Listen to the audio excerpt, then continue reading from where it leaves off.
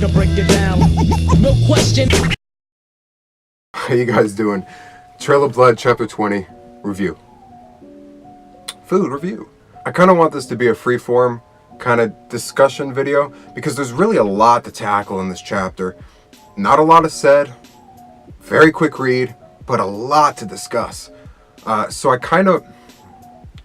I want to break it down first. We have two main parts of the chapter. We have the conversation between Psycho and Sai, and then of course Saichi and Sai leaving Psycho at the home by herself. And in the conversation between Psycho and Sai, we have 7 main points that are in the conversation. Of course, Psycho's side of it: I'm alone, I have no home, I want to disappear, I wish things would go back to the way they were before I was a mother, and of course the emotional breakdown that happens. I mean a mental breakdown, not emotional, complete mental breakdown, but of course it's catalyzed the word by the emotional side of their conversation. And of course we have Sai's side of things, which is him basically saying, what are you talking about? And why are you saying these things? This chapter really paints these characters a lot more in depth, which is nice because the author is really focusing in on why Psycho acts the way she does and why Sai acts the way we did. It's not just some kind of arbitrary, weird horror manga. It's kind of an emotional thriller drama. It really paints and puts a lot of profound detail into their characters. A lot is said with very little words. So Psycho starts off where we left off. She says, I'm alone, and I've felt alone ever since I took on my role as a mother, ever since I had a child. Then she follows that by saying that she has no home, not here, not anywhere. Now these are contradicting statements. The implication of saying, I've been alone ever since, means that before, you were a secure human being, to an extent. We all have our flaws, but you didn't feel alienated from your environment to the point where you didn't feel like you had no home, and you didn't feel alienated to yourself to the point where you felt like you had no home. If you're a secure person, the happiness comes from within, the comfort comes from within. The severity of your situation really shouldn't affect how you feel within you. You should never feel like an alien to yourself. And yet, we see Psycho selfishly blaming her role as a mother as to the reason why she has that feeling of being alone. And I think that's really important into understanding Psycho's character. She's not just crazy. There is a deep underlying disease to these symptoms. There's something that we have not seen yet of Psycho's past. And maybe we can infer a little bit from her from her interactions with her sister, but really not enough at this point. But we see that Psycho is selfishly blaming her surroundings for her emotional state, her feelings of wanting to disappear, wanting to vanish. This doesn't sound like the feelings of someone in a loveless marriage. This sounds like the feelings of someone who has been dealing with a lack of belonging to herself for a very long time, way before this marriage even started. We're talking emotional trauma, or maybe a lack of guidance, because it's obvious that she doesn't have the tools to feel at peace and to find comfort within herself. Even in this extreme situation where she's at the breaking point in her marriage, where she feels completely unhappy, that should not lead you to the point where you're murdering a small child. See, that's where the disconnect is for me. You can sympathize with this character if she wasn't murdering animals and children. Then Sai. Now Sai, after she says all these things, after she unveils feelings of borderline suicidal depression, her husband shows zero empathy and zero sympathy for his wife's situation. His only reaction is to be confused. He doesn't stop and ask, hey, where is this coming from? He doesn't take a second to absorb it and to try to reason with her or try to get her to unveil her emotions. He kind of seems annoyed or bothered by his wife coming to him with these situations. And we can understand to a point. It's like, yeah, he probably works long hours, he probably works hard to support his family, but at the same time, you have an emotional responsibility, Sai, to your wife and to your kid, to make sure that they aren't borderline suicidally depressed for a long period of time. I mean, Psycho says that she would have left Sai a long time ago. That this has been a long occurring feeling of being trapped in her situation, and yet Sai had no idea? I mean, that's a complete lack of awareness on his character, and that's a complete lack of responsibility to his wife. And that goes for any relationship. If your friend says, I've felt like you've been a terrible friend to me for a long time, and you just act annoyed and bothered, that's on you. That's on you. You made the choice to be in this relationship, and being even in a friendly relationship, you do have a responsibility to that other individual. Even if you don't feel like you do, you do. You can't just let the people around you die. And on the flip side of that argument, Psycho, you're an adult human being. You should be responsible enough for yourself to know that before you get into a situation or before you get into a relationship, that you need to be secure enough to carry your own. You shouldn't be dependent on your husband for that fulfillment, for that void that you have for yourself. So there's a lack of responsibility on both sides, but I do think Psycho is the problem at the end of the day. Even though Sai is not taking up that emotional responsibility, there's only so much you can do. If the other person isn't willing to communicate and they don't want to, then that's completely on the other person. But it seems like Sai wasn't even trying to communicate. There has to be a certain level of effort. I'm not talking about, you can't just let yourself die for another person, but you also can't let the other person die. There needs to be a balance between these two opposing forces. Because Sai is like, this is a business. I work, you take care of the kid, we at home, that's it. Emotions are not even secondary.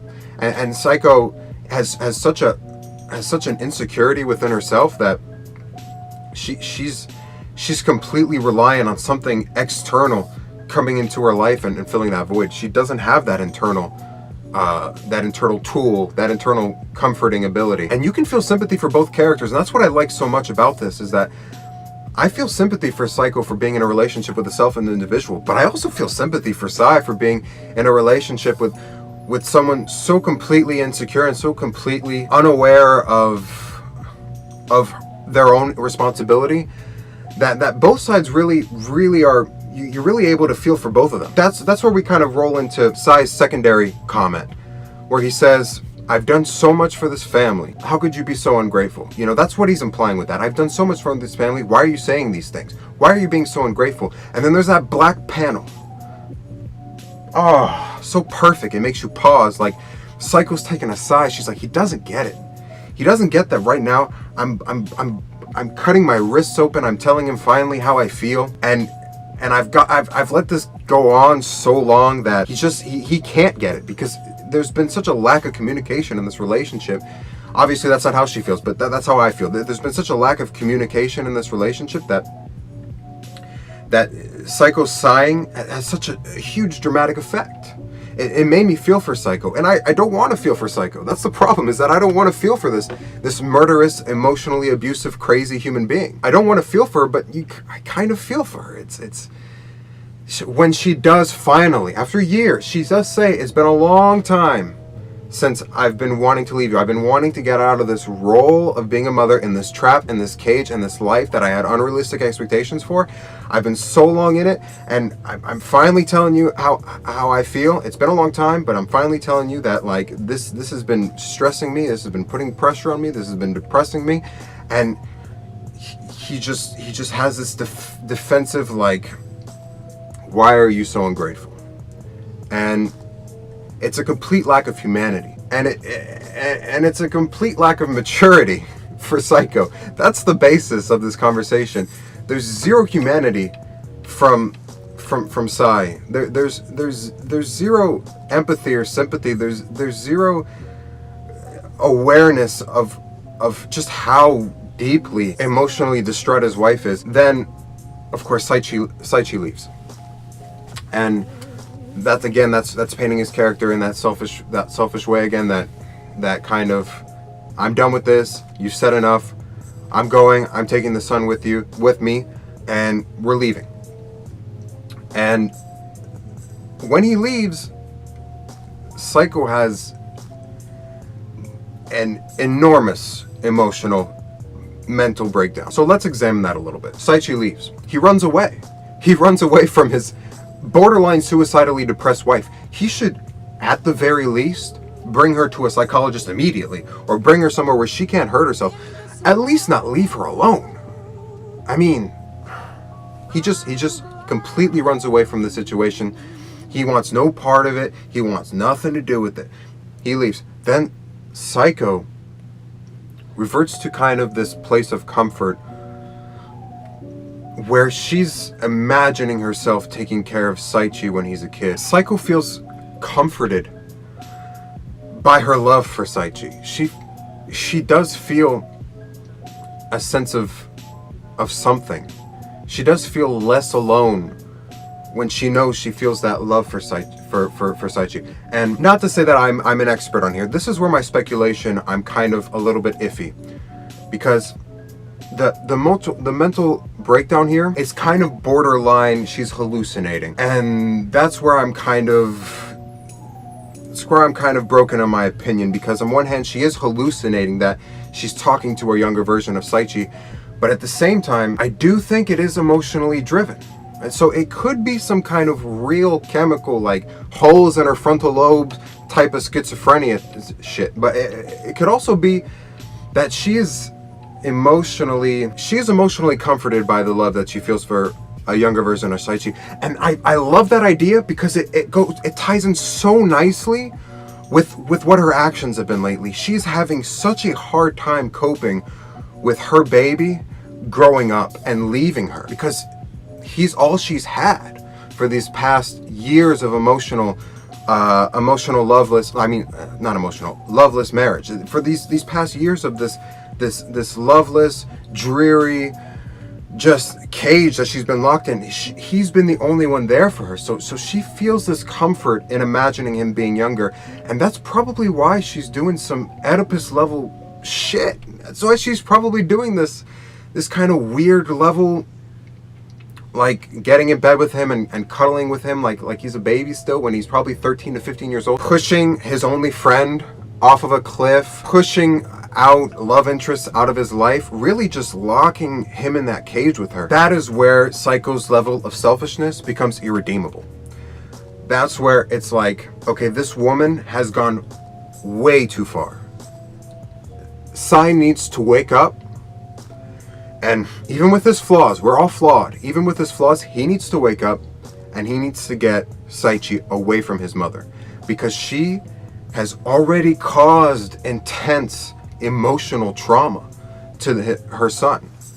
He has reverted back to a point where he can not even formulate sentences. And that's a beautiful segue into Saichi leaving, clutching his chest. He doesn't know how to feel about his parents' argument. He doesn't know how to feel about things that are going on right now. He's young. He doesn't know how to process what he just saw. He thought everything was fine. He thought everything was fine the way it was. And he sees his father, and his father, what does his father say? We're going right now. Suguru is waiting. Who is Suguru waiting for? That's my question to the father. You know full well he's in a coma. He's not waiting for anyone. And that's why I think that's kind of a revenge play on Psy's part. Or not Psy. Yeah, Psy. Psy, S-E-I. That's where he's going to take away her only place of comfort, because she did state, if it wasn't for Saichi, I would have left you a long time ago. So he's going to take him away from her at a point where she probably needs him the most. Right now in this moment, Psycho needs Saichi to come home because she's going to do something really abominable right now. We've never seen her at this level of emotional distraught. So that was a very selfish play on Sai to take away Saichi in that moment. He doesn't even realize the physical trauma that he and his wife are inflicting on their son. He doesn't even listen to the fact that their son, Saichi, is not completing sentences. He's not able to communicate anymore. He is at a level of emotional abuse and emotional trauma that it is translating into a physical inability to function. This was a phenomenal chapter of Trail of Blood. This is what I've been waiting for. I mean, all this buildup, and now we finally get to see kind of where they're coming from, where these characters are coming from, and where the problem really lies. Is it in the marriage? Or is Psycho's problems way deeper? And that's what I would like you guys to let me know in the comment section. That was the review. I love this chapter. Thought it was a phenomenal chapter. Let me know what you guys think in the comments below. Subscribe, please, if you like the video. And I hope you guys have a wonderful day.